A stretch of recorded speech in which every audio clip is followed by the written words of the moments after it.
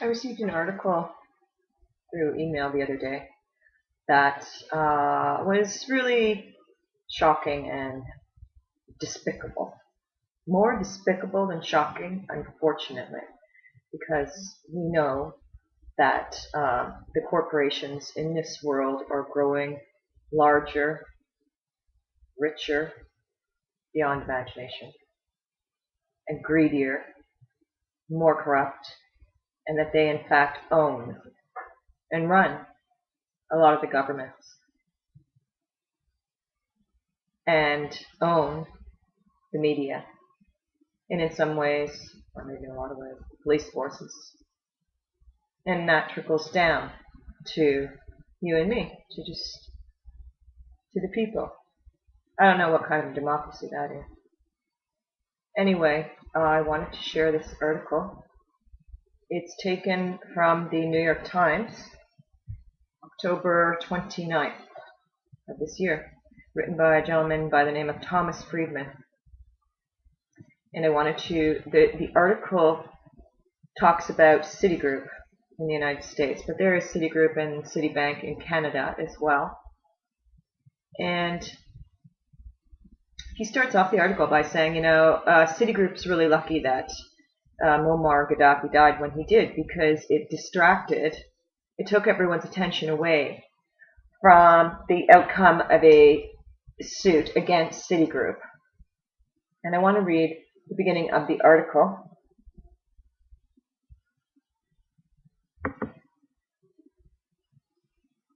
Diverted attention from a lethal article involving Citigroup that helps to explain why many average Americans have expressed support for the Occupy Wall Street movement. So Citigroup had to pay a fine of $285 million to settle a case that, on one hand, Citibank sold a package of mortgage securities to customers. And he says here, toxic mortgage-backed securities to unsuspecting customers that it knew were going to go bust. And on the other hand, shorted the same securities on the stock market. So they sold them on one hand, on the other hand, they bet millions of dollars that it would go broke. So they would profit from it going broke. So they had inside information. So they profited from their own customers, knowing their customers would lose millions of dollars, and they profited millions of dollars from knowing that. That is just so incredibly evil. And now the other part of this article I wanted to read that I found really disturbing was that they settled the case. So Citigroup settled this case without admitting or denying any wrongdoing. No one went to jail here. He goes on to say that the district court judge overseeing the case, is shaking his head as well and saying, how could such security fraud end with the defendant neither admitting nor denying wrongdoing?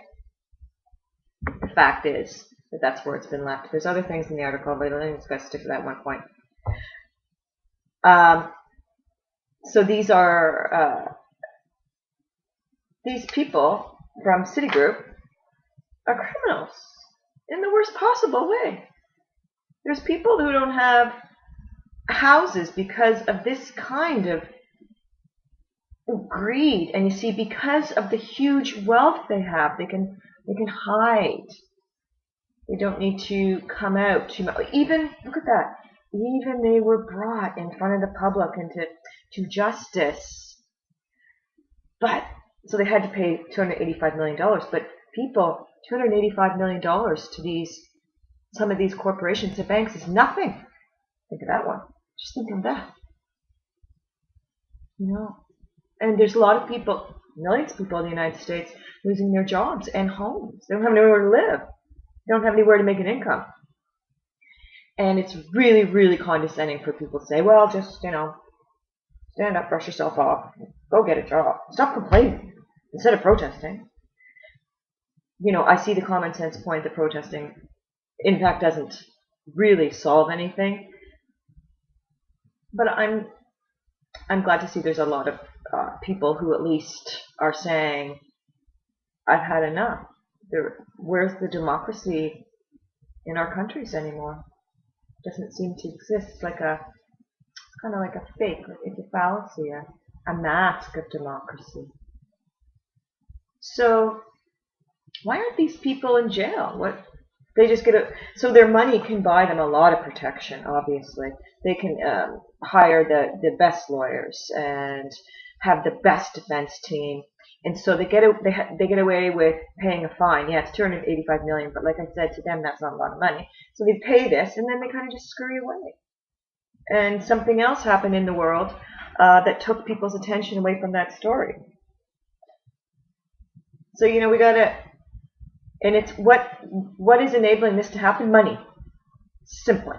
Money is enabling this to happen.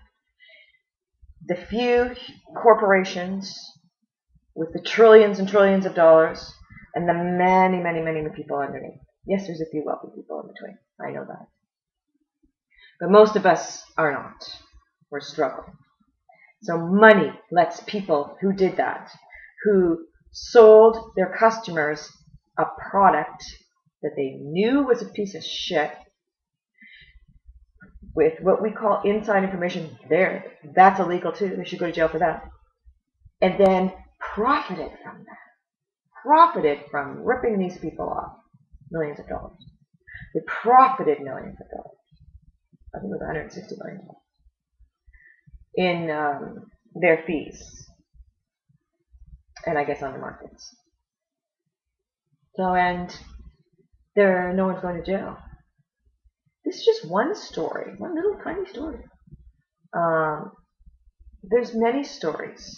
Even within that article, there was another one about a bank or securities company ripping their customers off multi-millions of dollars and profiting from that as their customers lost their money.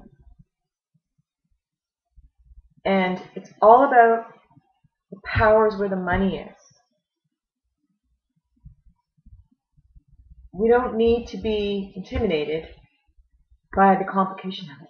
We don't need to go to Harvard Business School. It's everywhere. It's obvious. And although I said I don't think, holding your sign on the street really changes anything, but we have an amazing tool. It's called the internet. And it connects us. It can connect us by the billions. We are not powerless. Thanks Steve Jobs for that. We are not powerless. It's human greed. It's really simple. You have to stop it. So please investigate equalmoney.org. We have a solution. We're not powerless. If this makes any sense to you, please go to equalmoney.org. There is a group of people at a site called Destiny, where people from all over the world, more people are joining, and we are taking steps to change this with the solution of equal money. equalmoney.org. Thank you.